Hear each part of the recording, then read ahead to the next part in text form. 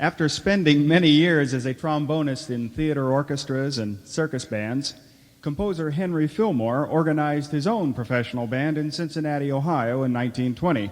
Consequently, he composed many marches for that particular group. We continue our program with one of those marches, a march he dedicated to Russell Wilson, the mayor of Cincinnati, the march, His Honor. Before we get to that, I have a public confession that I feel this is the moment to make.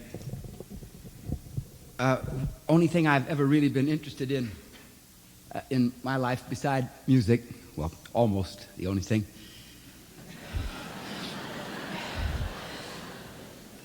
has been sailing.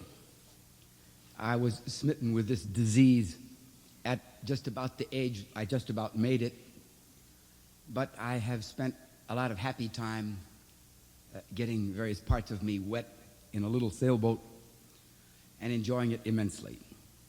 When I moved to Miami, I thought it was time to go up to a real ocean-going boat, which I promptly went out and found someplace.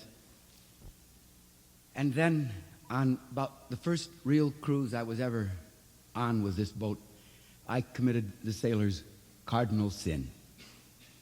I ran aground. And I don't mean just a little bit of a bump, you know, where everybody leans over to one side of the boat and you can get off. I mean, it was really there for the night. And there was a little distant light that I could see, a house on the shore, and I yelled out real loud, "Call the Coast Guard," you know, one of these things. And I thought nobody would pay any attention to this whatsoever. But sure enough, in about an hour, up comes the Coast Guard boat standing way off from where I was, because I was really on the flats. And over the hailer, the very accommodating gentleman said, of course, you're stuck at the very height of tide. We'll be by to pick you up in the morning at 6 when the tide will let us bring you out. And, you know, I thought, well, of course, people maybe have heard that before, but I was sure they'd be there.